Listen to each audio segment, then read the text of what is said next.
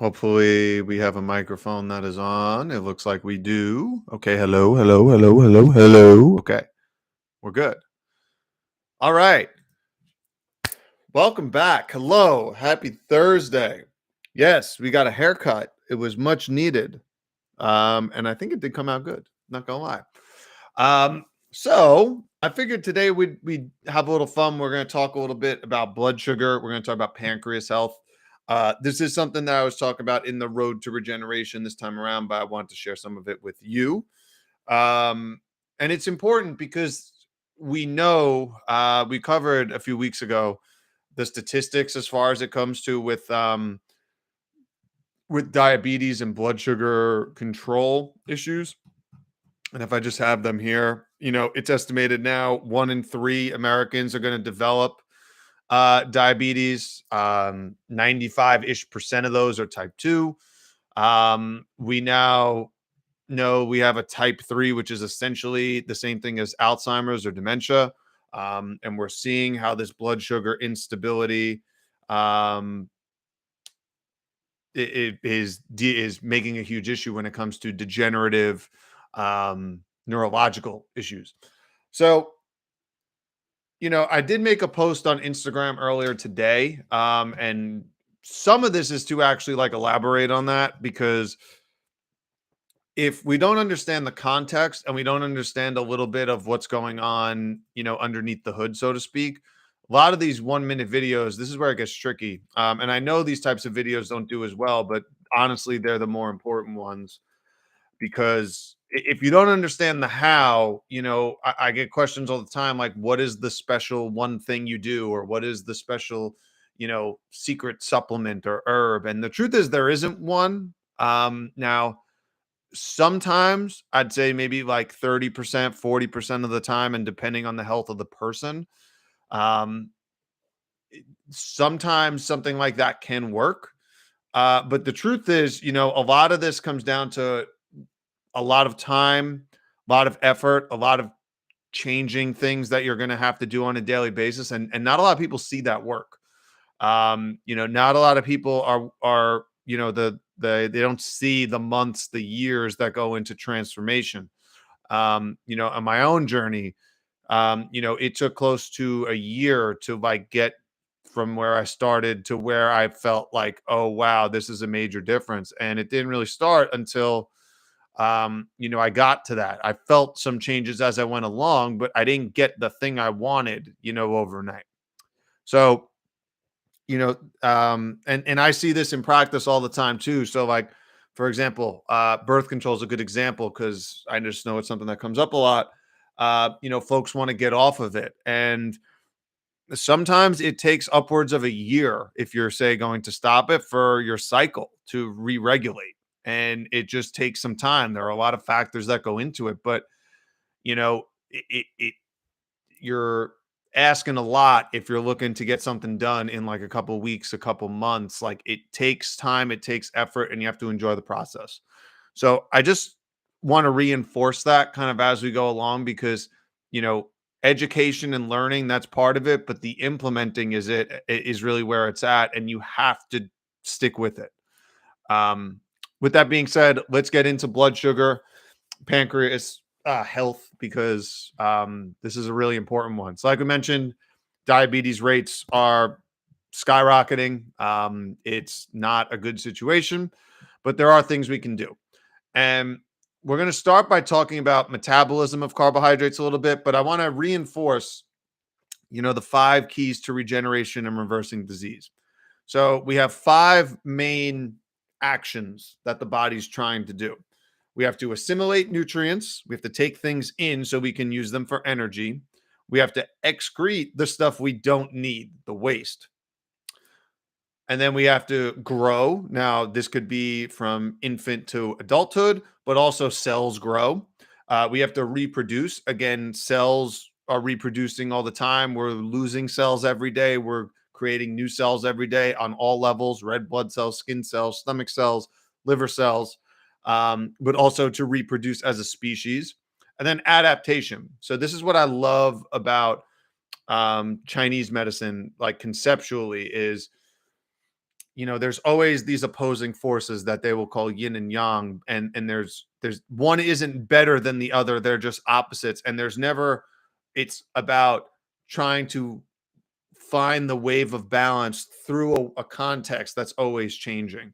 So, it's always about adapting. It's always about learning. It's always about, you know, learning and adapting to that environment as we kind of speak. So, assimilate nutrients, excrete waste, growth, reproduction, adaptation. If you are doing something that will increase one or multiple of those things, that is health. If you are doing something that's going to inhibit the function of any of those things, that is getting closer to disease. And if you think of it in that simple of a context, making decisions on a day-to-day basis is going to be easier.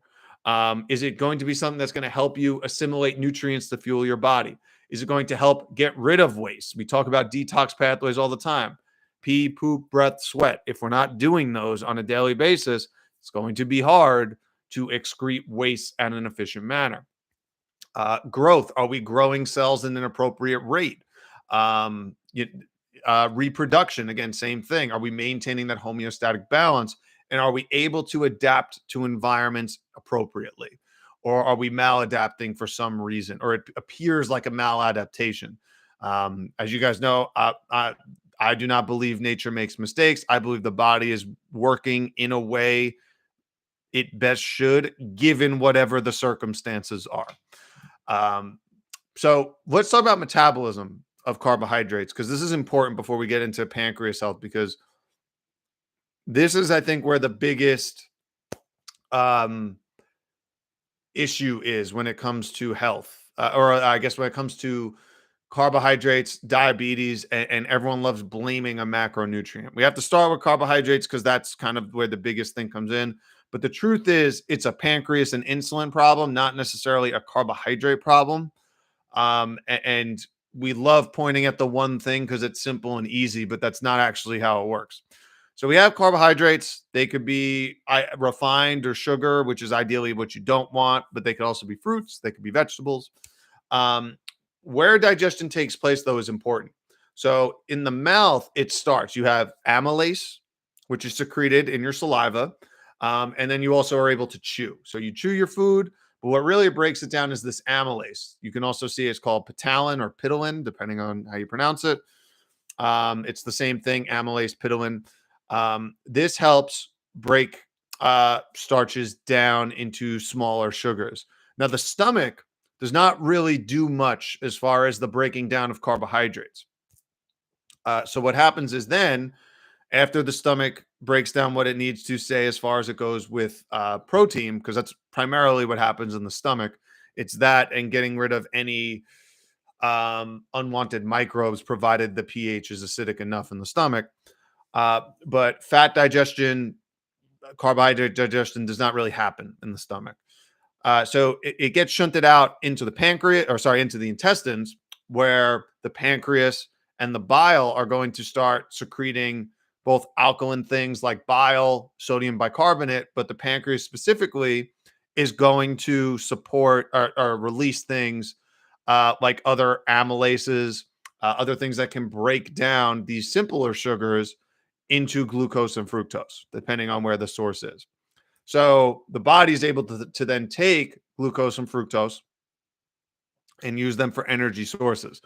Now, here's an important point that I talked about in my video that today that is very important and needs to be considered. So fructose, we talk about high fructose corn syrup being a problem, and it is, but the truth is, when you break it down, it's almost 50-50 fructose and glucose. I think it's 55% fructose, 45% glucose, which is a problem. And it's more because it's already refined, highly processed. It can get through the intestinal barrier quickly. But here's an important point that I want you to consider. So if you go to that, and unfortunately, I can't share my screen on this right now. I got to figure out a way to do that so I could share pictures. But fructose can enter cells via passive diffusion, i.e., you don't need insulin, or actually, you might not need insulin to get fructose into cells. Now, why is this important? Because the pancreas is responsible for creating insulin. Yeah, it happens in these cells called beta cells. When blood sugar rises, again, sugar in the blood, not in the cells. So that's kind of the differentiation. Insulin drives it into cells, but fructose does not necessarily need insulin to do that. So it on its own should not spike insulin the way it should, or the way you would expect if it was glucose. That's a better way to put it. Now, like I said, with high fructose corn syrup, half of it's glucose. So you're going to get that spike because it's already processed to a point where it's going to get through the small intestinal lining very quickly. Pancreas has to kind of react at a rate faster than it would, say, eating a mango, eating a banana, etc. Um, and it leads to, again, some strain on the pancreas. And over time, remember, diabetes is not necessarily a blood sugar problem, it's an insulin production and utilization problem. So it comes back to the function of the pancreas. So let's talk about that for a second. That's what we have to come back to. So we have two main source types of diabetes. We have type 1. Sometimes it's called juvenile because it used to happen in just kids, although that's not the case now. It's also sometimes called insulin dependent. We have type 2, which sometimes used to be called late onset, which is the most common. It's like 90 plus, over 90% of diabetes cases are type 2. And then we have type 3, like I mentioned, is more related to dementia, and this is becoming a real problem. And you can start seeing signs of dementia or if on brain scans before you start having symptoms, and the gap between those can be as wide as 30 years. So that's pretty crazy. But let's talk about the pancreas because this is really, really important. So when it comes to diabetes, there are some really important glands. I think the most obvious one maybe is the pancreas, but it's not the only one. Now, the pancreas is really kind of like an enzyme factory, largely for digestion, but it also has a role again with insulin and driving again glucose into cells. This is important because glucose is the primary source of fuel in the body. You can open any biochemistry textbook and figure that out very quickly. I have some biochem maps somewhere in this house. One day I'll have to bring them out. It wouldn't be good to see, but anyway. But to simply put it, the pancreas has two main jobs. So the first job is going to be secreting digestive enzymes. So again, things to help break down food, but also bicarbonate. So sodium bicarbonate. So remember we talked about the stomach being very acidic. This is important because it's going to help break down protein, also going to help into amino acids, which is primarily where protein breakdown is going to take place. The pancreas also helps release certain enzymes that will finish that off. But sodium bicarbonate is important because the chyme for the stomach contents are so acidic, it needs to be alkalized again, so it literally does not burn holes in the digestive tract. So the stomach cells, if you don't know, are the most commonly reproduced cells in the body. So the turnover rate's like 3 to 5 days because it's such a harsh environment. Those cells just do not have a long shelf life. So important to keep that in mind. Now, when the cells of the pancreas become weak and they can't do their jobs, you know, it's going to affect both functions of the pancreas. So one being releasing all these enzymes, releasing bicarbonate, but also producing insulin in the beta cells. Now, digestion is important, is the more important part to think about here, because without proper digestion, the entire body is going to be affected. Now, I have seen multiple cases where someone might be struggling, say, with diabetes, but they cannot keep on weight. Um, and this is because digestion has been halted or altered to such a degree that most of the nutrients that the gut is so damaged, or there is some sort of overgrowth or whatever that is leaching all of these nutrients. They're not able to get through, and no matter what they do, they continue to lose weight. So the digestion part is, in my opinion, usually the first step. Now you can work on pancreatic function too, but it's important to understand that without proper digestion, the entire body is going to become weak. Um, Now, like I mentioned, the body secretes enzymes in pretty much four places, digestive enzymes, I should say, in four places. We have the mouth, we have the stomach, we have the pancreas, and the small intestine.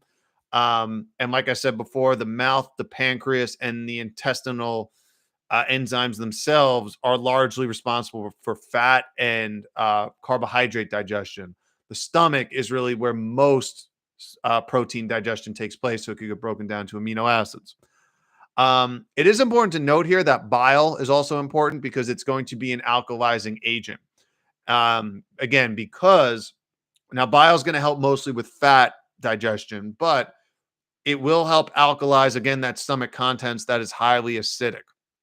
So if there is inadequate bile flow or if there's inadequate sodium bicarbonate, the acids in the chyme like are not going to be neutralized to a point where it's going to break down properly, and it's going to impair your ability to digest your food as effectively as you should.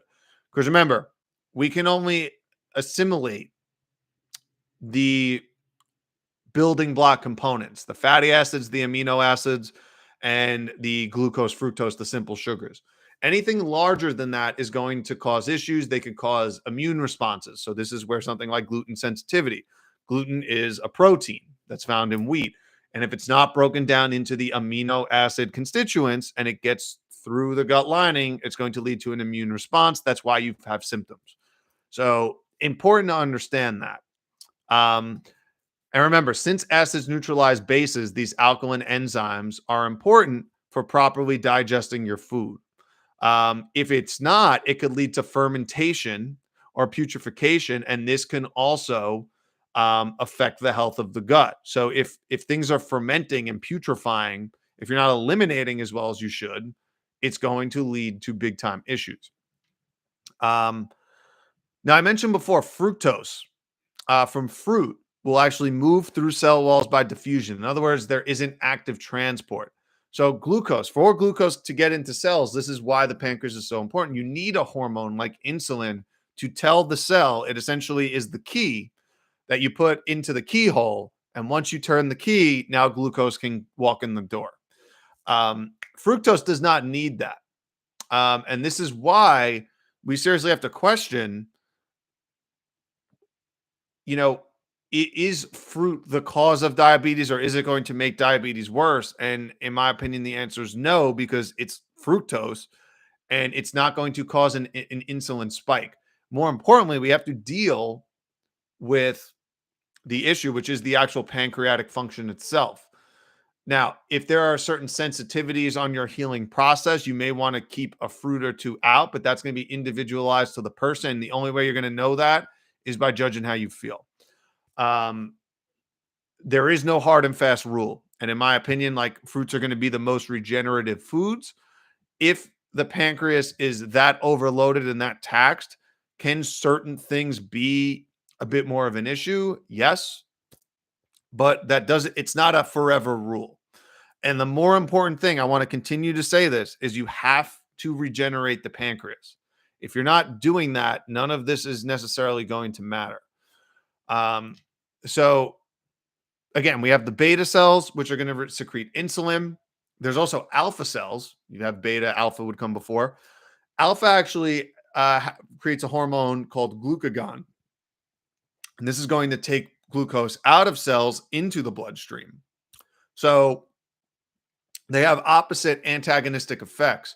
If you need blood sugar from cells, so say you're in a stress state, if I'm stressed all the time, those cells are going to be told to liberate glucose so it can be moved to muscle, which is where most of your glucose stores are going to be.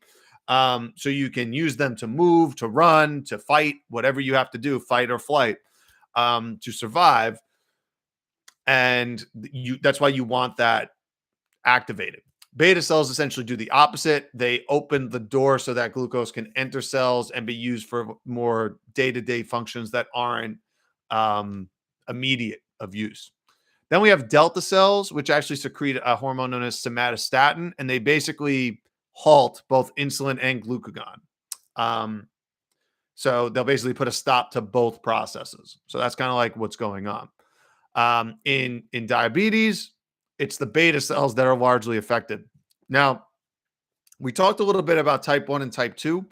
Um, the thing with type 1 is usually there's an inherent weakness or there is something perhaps done to the baby as a child. You can use your imagination for what that is, either before the baby's born or early in its infancy. That can lead to essentially an immune reaction. And since technically speaking, diabetes is another autoimmune type condition, the immune system is going to get activated in a way. It's going to respond to whatever toxins are put into the environment. And again, use your imagination. This is not the context for it. Um, it's going to cause some issues. And this is where the allopathic model like kind of falls apart because they'll say it's some like genetic issue.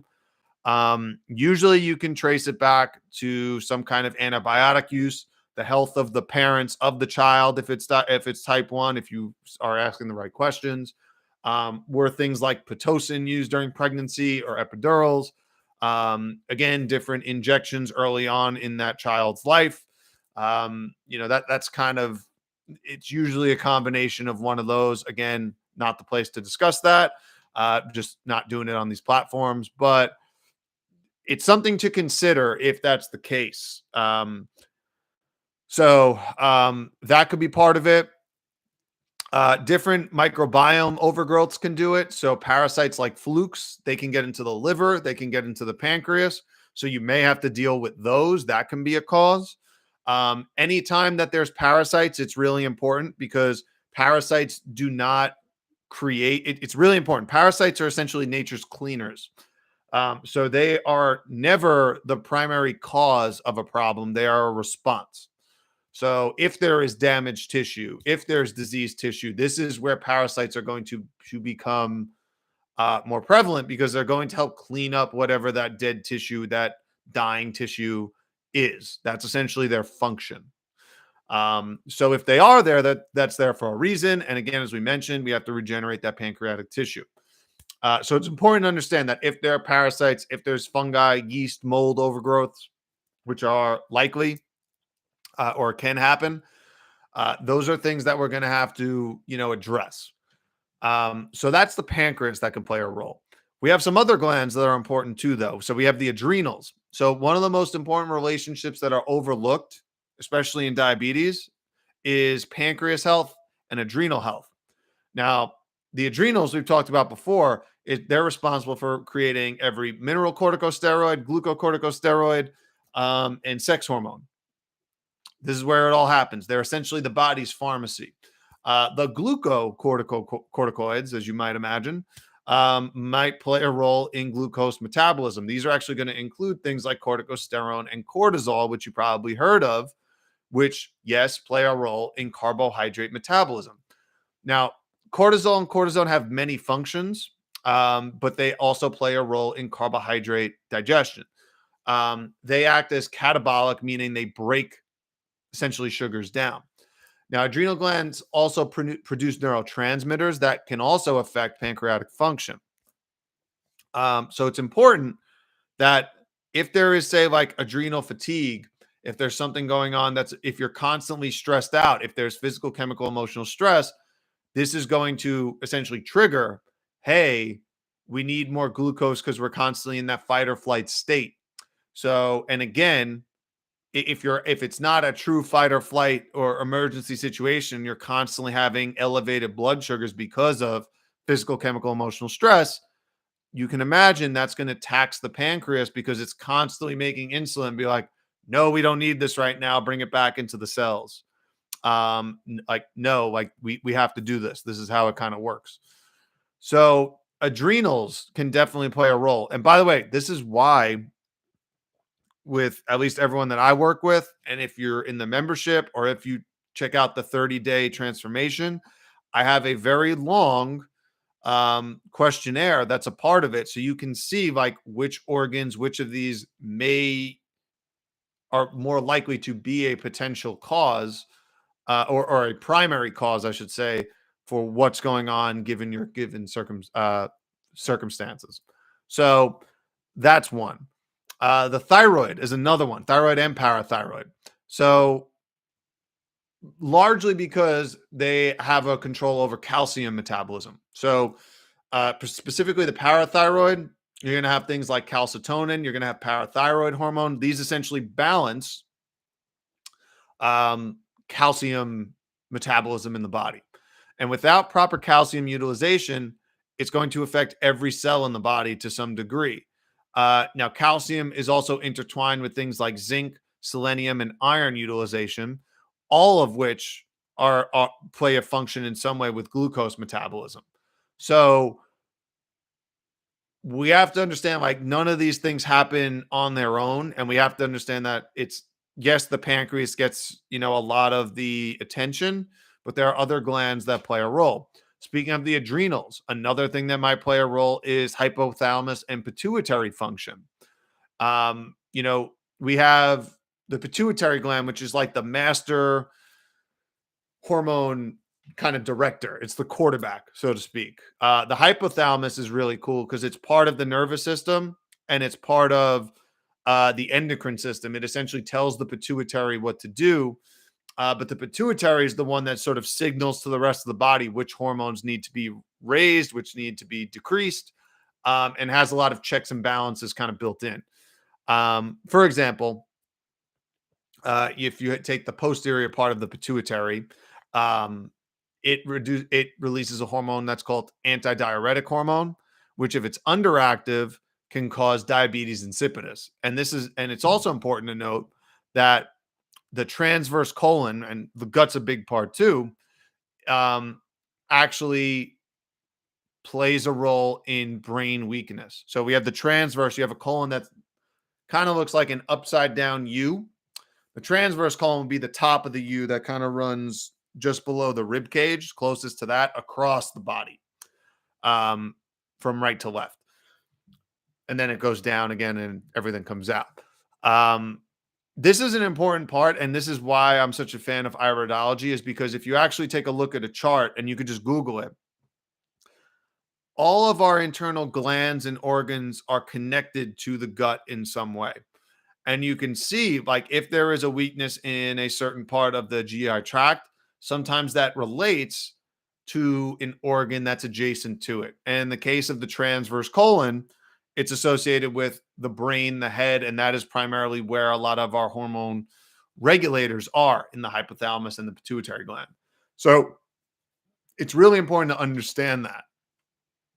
And this is why the GI is so important, and usually at the core of a lot of this stuff, even when it comes to blood sugar and the pancreas, because if there is some sort of overgrowth or parasites or fungi or yeast, whether it's due to antibiotic use, and if you don't take antibiotics, if you're consuming conventional foods that have things like glyphosate that actually act like antibiotics in the body, this is going to disrupt this. And if you're loaded with toxins and pesticides and mucoid plaques, and consuming a lot of mucus or acid forming foods like a lot of meat or refined flour or milk or dairy products, or again, low grade antibiotics every single day, this is going to cause some damage. So you can already see, like, there are 5, 6, 7 different potential glands that can play a role in diabetes. So it's not just pancreas function. Yes, that's the thing that creates insulin, but there are so many steps and pathways that actually get you to that point. And I'm just kind of scratching the surface here as far as how these are related. So when someone asks, like, what's the thing you do? There's plenty of things you can do, but the question is which one is right for you. It depends on the function of all these other organs too. And there is no way I could just say, take this one thing, this is going to be the cure. There are so many things you can do. Are there day-to-day things you can do? Absolutely. We're going to get to that. But you have to understand that there's more to it than that. So when there are tissue weaknesses, it's going to cause some issues. Now, I want to bring up something here. and particularly with candida, because I know there's a lot of folks who were asking maybe about high protein diets um, for diabetes, and oh, it could feed candida, and there's whole and these things are largely like a myth. And if you think about it, you know, again, it's important to understand that the parasitic kingdom, the yeast, the molds, the parasites, these are the cleaners and eliminators. So if is dead or dying tissue, that is when these are going to be present. Now, what killed it? Again, we talked about some potential causes for that, but it's largely a myth that fruit will do it. Fruit will only grow mold as it begins to ferment. Um, so, if again, would you be consuming fermented foods if there's a candida overgrowth? I would argue no, not during that time for that reason. But the goal, again, it's not necessarily going to be the sugar that feeds it, it's the environment that's allowing this to survive. So it's dealing with that overgrowth and also creating an environment that doesn't need that. And the most nourishing foods, again, we have are going to be our fruits and vegetables. These are the most provide the most fuel and energy for our cells that are going to create a healthier environment. And as the environment becomes healthier, the yeast, the fungi, the molds, the parasites, etc., are going to kind of get pushed out. And this is why the lymphatic system is so important here, because the lymphatic system, again, 80% of our lymphatic system runs right along that gut lining. And we have gut associated lymphoid tissue, GALT. You can look it up. Or so it's really important to understand like that's where most of our immune system is located.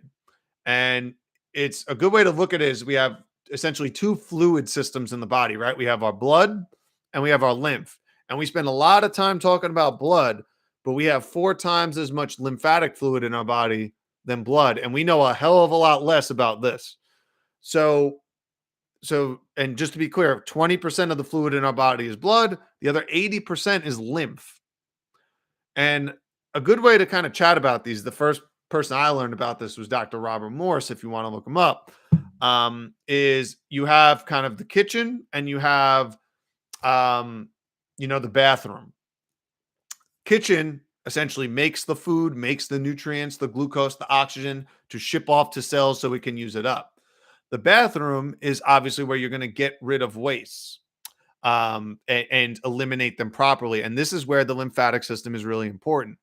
So it effectively works the same way like your toilet and septic tank does at your house, right? So we have these lymphatic vessels, these endings that lead to lymph nodes. This is where largely our immune system is located.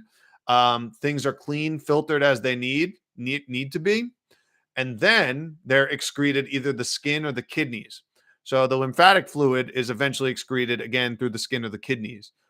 If the kidneys are backed up, which they tend to be in a lot of folks, this is where things like skin breakouts, rashes, psoriasis, all these types of symptoms, eczema, all these things can come from is a backed up, essentially septic tank sewer system. So just kind of keep that image in your mind because cleaning that up is going to be important. Now, what are some of these things that can cause it? Again, the foods we talked about, the GMOs, the pesticides, the injections or medications. Again, not going into the details, but those are causes. Um, different things like environmental chemicals, PBAs, things like our PBCs. We have endocrine disrupting chemicals, EDCs, things that are, more estrogenic. These things all have to be detoxed. If they're not appropriately, it's going to be an issue. Plastics, a lot of things using non-stick cookware. All of these things are going to play a role. If you're constantly in a stressed environment, that's going to be an emotional part of it. Medications for hypertension or cholesterol, if you're on these, figure out why, because these are actually associated with leading to diabetes. So you might get your hypertension or your blood pressure lowered, but if a side effect could potentially be diabetes, like maybe you should try to figure out what the root cause is. if you don't want to, obviously that's your prerogative, but that's an important role. Now, insulin also has other roles, and it's not necessarily to lower blood sugar. That's not the role of insulin. It's to take in extra energy when it's available and to store it in times of need. And just a byproduct of that is lowering glucose. Um, so now some of it is stored as glycogen, which will be in the liver, but most of it's actually in the muscles. Again, so you can use it as it's needed, because the if you're gonna fight or run away, uh, that's gonna be where it's utilized most efficiently in a short amount of time. Now we do know things like beta blockers can potentially lead to diabetes. They're also associated with things like uh, weight gain with poor pancreatic function. Those are real issues. Statins, same thing. Um, this is going to be, a major issue when it comes to that. So it's important to kind of keep that in mind, when you're kind of going into this. We talked about type 1 a little bit already. Now type 1, it's an organic, or sorry, it's an organ specific kind of autoimmune type thing. Again, we talked about the beta cells in the pancreas. Um, it could be due to injections, so that's possibly part of it, and why you would see it in kids. Again, there are some other factors to kind of look into it. So ultimately, like at the end of the day, like what do we do about this? Um, what is the repair mechanism? How do we go about this?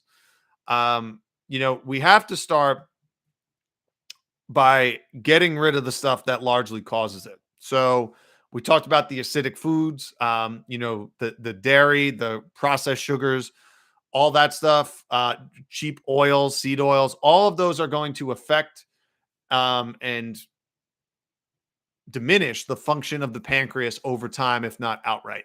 So that's an important place to start. If you want, exercise is absolutely, absolutely crucial. If you can do it, particularly strength training, but all kinds of exercise. Remember, muscle tissue itself is actually going to be a great storage unit for glucose. And the more muscle mass that you have, or I shouldn't say more muscle mass, but the more muscle mass you have in respective to fat tissue, i.e., lower fat tissue content, more muscle mass, more lean muscle, you're going to have a better chance of regulating your blood sugar appropriately. Alcohol is also going to be a huge one. So, alcohol is another one. Again, largely refined, especially if you're drinking something like a Bud Light, for example. Um, Probably not organic, so you're getting something like glyphosate in that too, and then the alcohol, which is a toxin at the end of the day. So you want to at minimum remove all that stuff. Beyond that, again, we have to start getting into a space where we could start healing the pancreas and getting into a place where we could alkalize the body. The best way to do that is going to be with fruits and vegetables, um, and a lot of them. That's going to be kind of the best way to go about it. Um, you can start with like a 30-day detox, which I like starting a lot of folks with, to at least start there is with a 30-day cleanse. But from that, there's so many different ways you can go about it. For pancreas health, like there's plenty of herbs that can be helpful. There are different blends that I like. But burdoc's great, dandelion's great, golden seal, gentian root, cinnamon, uh, cardamom. So all of these are fantastic herbs for helping regenerate the pancreas. I like golden seal by MediHerb. There's a burdock complex that's great. There's a few others. Um, Metabolic complex, I think is the name, or something like that. But also MediHerb. That's kind of one of my favorites. Um, there are some glandulars you might want to consider depending on where you're at. Um, Pancreatic glandulars that can be helpful. But ultimately, you want to get rid of the toxic stuff first. Get rid of the glyphosate conventional foods. Stop, any sort of heavy metal burdens, any other toxicities, injections, etc. if you can. If you're on a medication that could be playing a role, find out why and try to get to the bottom of that. And then ultimately try to work with one of these organs that might be contributing. Again, we talked about the hypothalamus, the thyroid, the pituitary, the adrenals. Like, if there is some other thing involved, we have to address those organs. And I've touched on pretty much all of those in their own separate videos. So I'm not going to go into each one specifically, but the pancreas, like I said, things like dandelion, burdock, golden seal, gentian root, all of those are some of my favorites. I like burdock complex, metabolic complex, golden seal by MediHerb to start, but you have to do the lifestyle stuff. That is, like, all this stuff is secondary. Pancreatic, uh, not pancreatic enzymes, glandulars, I should say. So all of them, are good options as far as where to start, but it starts with getting the food stuff out. It starts with getting outside in the sun. It starts with moving your body. It starts with changing the way you're eating. And that is ultimately kind of how it's going to start. No, a fruit is not going to destroy you. No, the fruit's not even causing the problem. It's all the other stuff that's going into it that's damaging the tissue. So I hope that's clear. If you want to check out more of this stuff in the 30-day transformation, that's kind of like a good way to start. If you want to schedule, a call with me, I see folks with this all the time, and I'm happy to be, your guide to help you heal yourself, because ultimately you're the only one who can. Um, and at the end of the day, there are solutions out there if you give it, the time and the effort and the leeway it deserves. These are largely things that you can really see some leeway on. So, thank you for tuning in. I hope today have a lovely rest of your day. Feel free to reach out if you have any questions, or if you want to work together, or check out any of my other resources. I could point you in the right direction.